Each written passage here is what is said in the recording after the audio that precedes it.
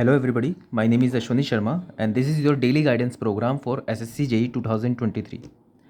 आज का टास्क बताने से पहले मैं आपको अपना अगस्त का स्केड्यूल बता देना चाहता हूँ, क्योंकि कुछ दिन ऐसे भी होंगे बीच में जब आपको शायद मैं वीडियो ना बना पाऊँ आप लोगों के लिए, लेकिन मे बी मैं किसी पोस्ट के ज़रिए आपको आपका डेली का टास्क देता रहूँ ताकि आपकी पढ़ाई डेली होती रहे।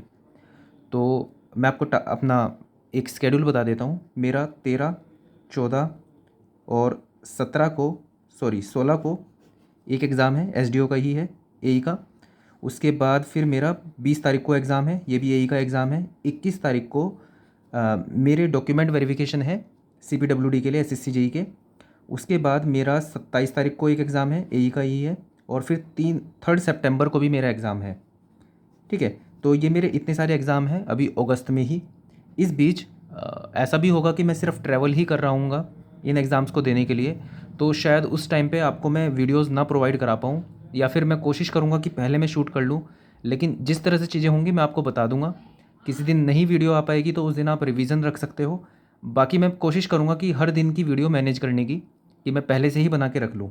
लेकिन टाइम की कमी है, उसके हिसाब से आई होप कि आप लोग मैनेज कर लोगे अगर किसी दिन वीडियो नहीं आ पाएगी। तो ये मेरी आप लोगों से रिक्वेस्ट भी है और थोड़ी सी एक्सपेक्टेशन भी है कि आप लोग यहाँ पर मेरा साथ दोगे, सपोर्ट करोगे, क्योंकि मेरा भी एग्ज़ाम है। ठीक है, बाकी मैं कोशिश करूँगा कि हर दिन के लिए मैं वीडियो पहले से ही बना के रख दूँ। ठीक है, तो आपका आज का जो टास्क है वो है स्टैटिक जीके के लिए आपको इम्पोर्टेंट डेज वाला टॉपिक कंप्लीट करना है। इसके अंदर अलग से कुछ थ्योरी नहीं है, तो डायरेक्टली क्वेश्चंस करना। 20, 30, 40 क्वेश्चन जितने याद कर सकोगे उतने कर लेना। इतने नहीं कर सकते तो 10-15 भी याद कर लेना, काफ़ी है। जितनी आपकी पोटेंशियल हो उसके हिसाब से याद कर लेना। ज्योग्राफी में फिजियोग्राफिकल डिवीज़न ऑफ इंडिया, इसको भी टॉपिक वाइज ही याद कर लेना directly. Topic wise I mean to say कि जो क्वेश्चंस हैं पीवाईक्यू के उसके अकॉर्डिंग ही याद कर लेना। उसमें बुक में थोड़ी थोड़ी थ्योरी दी हुई है तो उसको उसके अकॉर्डिंग ही शॉर्ट नोट्स बना लेना अपने। पॉलिटी में आप फंडामेंटल राइट्स और ड्यूटीज़, फंडामेंटल राइट्स की मैंने भी वीडियो बनाई हुई है, तो डायरेक्टली पहले फंडामेंटल राइट्स पूरे पढ़ लेना और अपने आप को टेस्ट करने के लिए ही ये जो टॉपिक है पिनेकल में फंडामेंटल राइट्स एंड ड्यूटीज़ का, उसके क्वेश्चंस पीवाईक्यू अटैम्प्ट कर लेना। और जो आप नहीं कर पाए उसको अपने शॉर्ट नोट्स में ऐड ऑन कर लेना। और बायोलॉजी में डेफिशिएंसी ऑफ डिसीजेज, इसको भी डायरेक्टली आप क्वेश्चन से ही कर सकते हो, इसकी अलग से थ्योरी पढ़ने की जरूरत नहीं है। ऐसे ही पिनिकल रीजनिंग में कल आपने 1 से लेकर 11 टॉपिक के क्वेश्चन किए थे। हर एक टॉपिक से 5 क्वेश्चन आपने किए थे। देखो ये जो मैं आपको टॉपिक दे रहा हूँ, मैं नाम भी ले सकता हूँ लेकिन उसमें टाइम वेस्ट ही होगा। आपके सामने पिनेकल की बुक मैंने अपलोड की हुई है। आप 12 क्वेश्चन नंबर, टॉपिक 12 से टॉपिक 22 तक आप एक एक टॉपिक को ओपन करो और उसके अंदर 5-5 क्वेश्चन करते हुए चलो। ठीक है, इतना आपको लेकिन करना पड़ेगा डेली। आपको अगर चाहिए कि आपके रीजनिंग में 45+ मार्क्स आएँ तो आपको डेली इतनी मेहनत तो करनी पड़ेगी। आगे चलते हैं, टेक्निकल बूस्टर। टेक्निकल बूस्टर में आपको वाईसीटी एई या फिर एसएससी जेई, अगर आपने एसएससी जेई के सभी क्वेश्चन नहीं करे हुए हैं बीएमसी के, तो आप एसएससी जेई के क्वेश्चन करोगे, नहीं तो आप वाईसीटी एई के क्वेश्चन करोगे। टेक्निकल बूस्टर क्या है फिर से मैं रिपीट कर देता हूँ, कई नए बच्चे भी होंगे। आपको वाईसीटी एई की बुक खोलनी है, उसके अंदर बीएमसी सब्जेक्ट खोलना है। उसके अंदर अलग अलग चैप्टर होंगे, जैसे सीमेंट का चैप्टर, लाइम का चैप्टर, कंक्रीट का चैप्टर, ब्रिक्स का चैप्टर, टिम्बर का चैप्टर, स्टोन्स का चैप्टर, इस तरह से काफ़ी सारे चैप्टर होंगे उसके अंदर। आपको पहला चैप्टर खोलना है, उसके 1 से लेकर 10 तक क्वेश्चन करने हैं। दूसरा चैप्टर खोलना है, उसके 10 क्वेश्चन करने हैं। तीसरा चैप्टर खोलना है, 10 क्वेश्चन। चौथा 10। इस तरह से हर एक चैप्टर के 10 क्वेश्चन करने हैं। इसका फ़ायदा क्या होगा?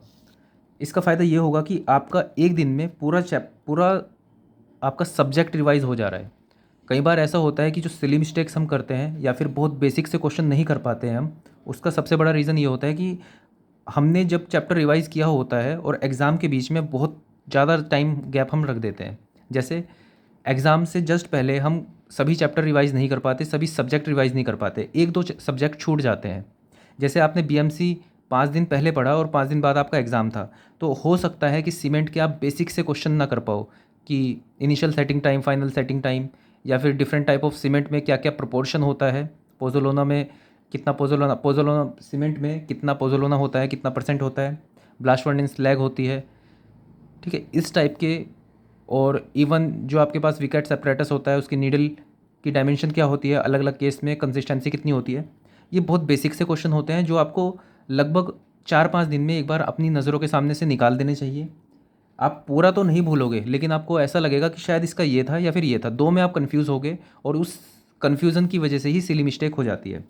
तो इससे आपका फ़ायदा ये होगा कि लगभग 15 दिन में आपका पूरा सिलेबस रिवाइज़ हो जाता है, क्योंकि लगभग 15 सब्जेक्ट आपके होंगे। तो हर दिन आप एक सब्जेक्ट कर रहे हो, हर सब्जेक्ट के हर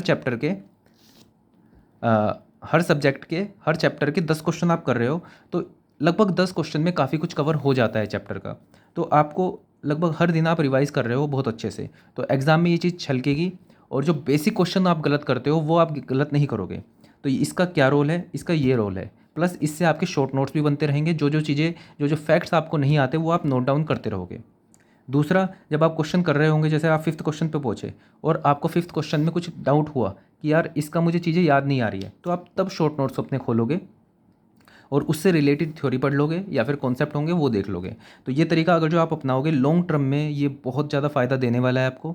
और आपकी जितनी भी सिली मिस्टेक्स होती हैं, थोड़ा सा आपको लगता है कि रिवीजन की कमी रह गई, वो ये दूर कर देगा। तो अब तक आप इस तरह से सोम पढ़ चुके हो, एफएम पढ़ चुके हो, सॉइल पढ़ चुके हो। आज आपकी बीएमसी की बारी है। आज आपको बीएमसी के हर चैप्टर के 10 क्वेश्चन करने हैं। शुरू से स्टार्ट कर सकते हो, नोट डाउन करके रखना कि किस सब्जेक्ट के किस चैप्टर के कहाँ से कहाँ तक आप क्वेश्चन कर चुके हो। ऐसे ही हाईवे के अंदर आपको ज्योमेट्रिक डिज़ाइन के क्वेश्चन करने हैं। एसएससी जेई के ही कर लोगे, बहुत काफ़ी हैं, काफ़ी क्वेश्चन हैं ज्योमेट्रिक डिज़ाइन के भी। इनके सारे क्वेश्चन कर लेना। क्वेश्चन करने से फ़ायदा ये होगा कि आपके एटलीस्ट एक तो आपके फॉर्मूले रिवाइज हो जाएंगे, क्योंकि ये ऐसा चैप्टर है कि इसके अंदर कुछ ऐसा नया बनने की कोई गुंजाइश नहीं है। अगर नया बना तो वो कॉन्सेप्ट होगा, वो थियरी जो आपके नोट्स हैं उनसे बाहर होगा और वो कोई भी नहीं कर पाएगा। सिंपल एसएसडी है, ओएसडी है, वैली कर्व है, समिट कर्व है, इनके फॉर्मूलेज हैं।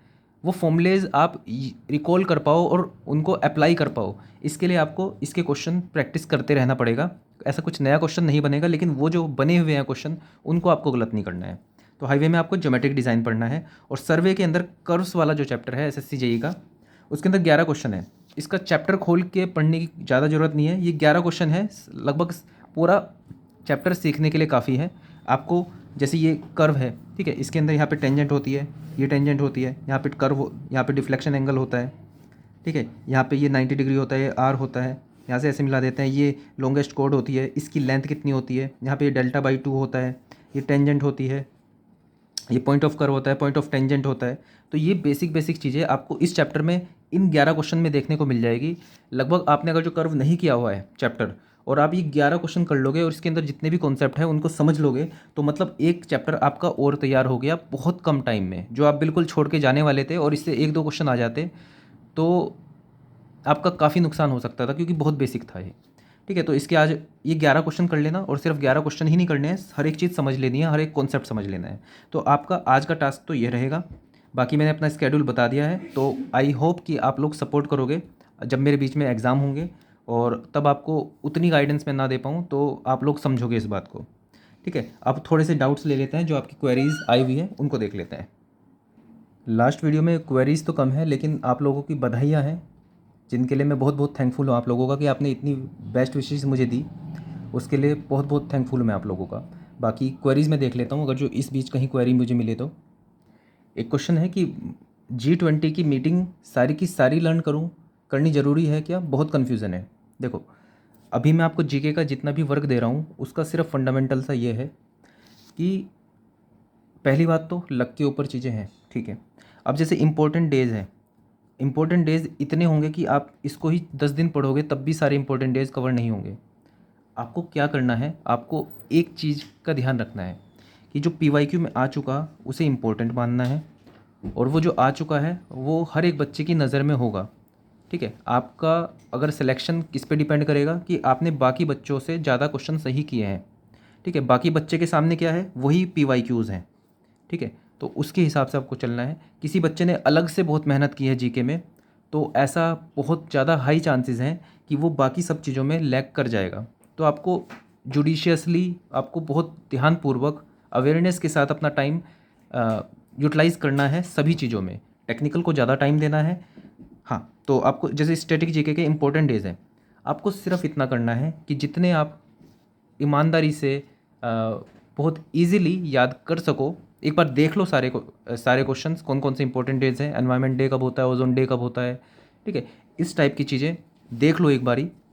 और जितनी चीज़ें याद हो सकें अपने ट्रिक व्रिक बना के उतनी याद कर लो, बाकी लक के ऊपर छोड़ दो कि आपने एटलीस्ट थोड़ा बहुत कर लिया, इसका इसमें से आया तो मैं कर दूंगा। ऐसा नहीं है कि बिल्कुल ही छोड़ के चले जाओ चीज़ों को, ये नहीं करना है। ऐसे ही जो मीटिंग है उसमें देखो कि आप कितने मीटिंग्स के वेन्यूज़, मोटोज़ और क्या क्या चीज़ें याद कर पा रहे हो। जितनी याद कर पाओ उतनी ही है बस, बाकी कुछ नहीं है, छोड़ दो। ठीक है, क्योंकि बहुत टॉपिक हैं करने के लिए, हर एक चीज़ का आप डेट टाइम, ठीक है, कौन कौन आया, ठीक है, समिट में किसका ब्रांड एम्बेसडर, उसका क्या नाम था, इन सब चीज़ों को याद नहीं कर पाओगे। आई मीन टू से जितना याद कर पाओ, लोड नहीं डालना है अपने ऊपर, उतना याद कर लो। जितना आप ट्रिक व्रिक से समझ पाओ उतना कर लो बस। किस्मत अच्छी रही तो ऑप्शन से आप रूल आउट कर दोगे और आपको नंबर मिल जाएंगे।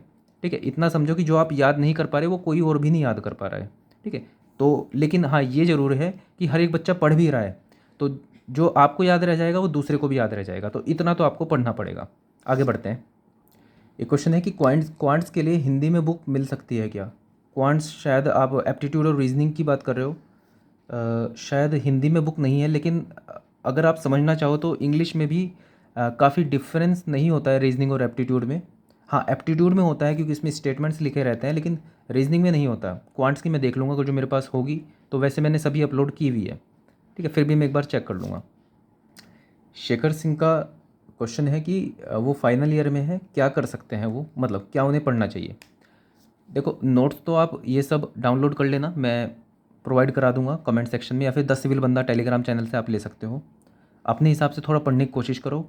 ये जो टास्क मैंने डिज़ाइन किए हैं बिल्कुल आराम से हर कोई फॉलो कर सकता है। इन टास्क को 50% 60% जितना आप फॉलो कर सकते हो इतना फॉलो करने की कोशिश करो। कई चीज़ें ऐसी होती हैं जो बीच के चैप्टर, जैसे कर्व्स चैप्टर है, अब इसके लिए कर्व्स को पढ़ने के लिए आपको पूरा सर्वे पढ़ने की ज़रूरत नहीं पड़ेगी। बेसिक ज्योमेट्री है, समझने की कोशिश करोगे तो समझ लोगे। दिमाग पे बैरियर रखोगे इस चीज़ का कि 10वां चैप्टर समझने के लिए मुझे पहला चैप्टर करने की ज़रूरत है, तो नहीं कर पाओगे। कुछ चैप्टर होते हैं जो कनेक्शन होता है आपस में, वो मैं बता दूंगा आपको खुद से, लेकिन जैसे कर्व चैप्टर है इसमें पढ़ने की ज़रूरत नहीं है। इवन ज्योमेट्रिक डिज़ाइन भी आप अगर जो पहली बार पढ़ रहे हो तो आपको ऐसे अलग से कुछ ज़्यादा जानने की ज़रूरत नहीं है। आप डायरेक्टली क्वेश्चन से भी सीखोगे तो भी सीख जाओगे। बाकी कोई चीज़ नहीं समझ में आती है तो आपको तुरंत नोट्स को ही रेफ़र करना होता है, या फिर यूट्यूब के ऊपर इतनी वीडियोज़ अवेलेबल हैं हर एक टॉपिक की। मैंने भी काफ़ी वीडियोज़ बनाई हुई है, आप डायरेक्टली सर्च कर लिया करो यूट्यूब के ऊपर उस पर्टिकुलर टॉपिक को, तब भी अगर सीखने की इच्छा होगी आपकी तो आप सीख लोगे। ठीक है, तो टू द पॉइंट, अगर आप पहले दिन भी आज से स्टार्ट कर रहे हो तो आज के टास्क से स्टार्ट करो और टास्क को कंप्लीट करने की कोशिश करो। एक क्वेश्चन आया है नेगेटिव मार्किंग से रिलेटेड कि नेगेटिव मार्किंग को कैसे कोप अप भी करें। अब ये बहुत सब्जेक्टिव हो जाता है क्योंकि ये पूरा लक बेसिस होता है। मैं अपनी स्ट्रेटजी आपको बताऊं तो कहीं पे भी किसी भी एग्ज़ाम में अगर जो 1/4 है आपके पास नेगेटिव मार्किंग, तो आपको लगभग 100% क्वेश्चन, 99% क्वेश्चन करके आने हैं। आपको बहुत कुछ समझ में कम समझ में आ रहा है तब भी करने हैं। आपको अगर लग रहा है कि दो ऑप्शन में से इवन आप एक भी ऑप्शन रूल आउट नहीं कर पा रहे हो, लेकिन लग रहा है कि शायद ये होगा, तो आप लगा के आ जाओ और सभी क्वेश्चन आपको करने हैं। दोबारा से बता दूं, ये मेरी टेक्निक है, आप यूज़ करना चाहो तो कर लो, नहीं करना चाहो तो मत करो। हाँ, इसको अप्लाई करके ज़रूर देख लेना। मॉक टेस्ट में 100% आपके मार्क्स जितने आप डिज़र्व करते हो उससे ज़्यादा ही मिलेंगे। दूसरा, अगर 1/3 नेगेटिव मार्किंग है तो भी अगर आप एक ऑप्शन को रूल आउट कर पा रहे हो, सिर्फ एक ऑप्शन को भी, तब भी आपको बाकी 3 में से आप वाइल्ड गैस कर सकते हो। ये मेरी टेक्निक है जो मैं आपको बता रहा हूँ। अगर एक को अपने 100% सोच लिया कि ये तो हो ही नहीं सकता, ठीक है, 2 कर दिया तो फिर तो 100% आपको दोनों में से लगाना ही है गैस। ठीक है, लेकिन अगर आपने एक को भी रूल आउट कर दिया तब भी आपको 3 में लगाना है। अब इसको डायरेक्टली अपने एग्ज़ाम में अप्लाई मत करना, क्योंकि आपने, क्योंकि ये एक एक आर्ट ही होती है नेगेटिव मार्किंग को डील करना और इस तरह से गैस करना।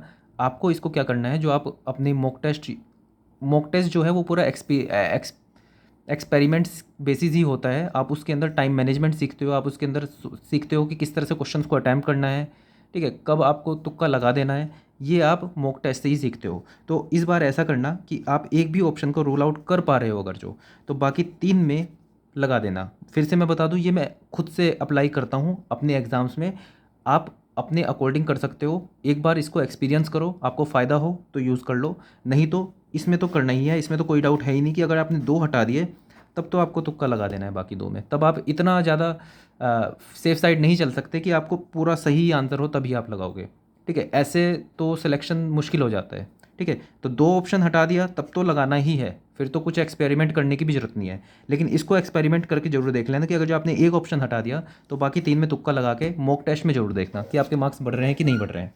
दूसरा, आप जब अपने मार्क्स देखते हो, जैसे मान लो आपके 110 मार्क्स आए, ठीक है, आपने क्या किया, आपने नेगेटिव मार्किंग काउंट की, आपने देखा कि आपके जो 10 नंबर थे वो नेगेटिव मार्किंग में कट गए, ठीक है, 10 नंबर नेगेटिव। आप ये सोचते हो कि यार 10 नंबर नेगेटिव मार्किंग में कट गए, मेरे तो 120 मार्क्स आते।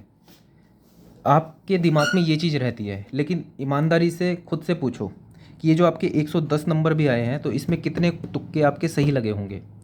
सिंपल सी बात ये समझो, कभी भी ऐसा नहीं होगा, बहुत ही रेयरेस्ट ऑफ रेयर केस है कि आपने 10 तुक्के लगाए और 10 के 10 गलत हो गए। बहुत रेयरेस्ट ऑफ रेयर केस होगा। ऐसा होता है हमेशा कि तुक्के आपके ज़्यादा लगे ही जाते हैं, इवन 50-50 तो हो ही जाता है। तो तुक्के लगा के लगभग सही आता है। अब ये नहीं है कि आँख बंद करके कुछ भी लगा दिया, उसके लिए मैं आपको नहीं कह रहा हूँ। 1/3 में तो बिल्कुल भी मत लगा देना ऐसे, 1/4 में फिर भी थोड़ा सोच समझ के लगा सकते हो, ठीक है। तो मेरा ये है आपके आपके लिए सुझाव, आप इसको एक बार मॉक टेस्ट में ज़रूर ट्राई करके देखना, ठीक है। तो आज के लिए बस इतना ही। That's all for this video. Thank you.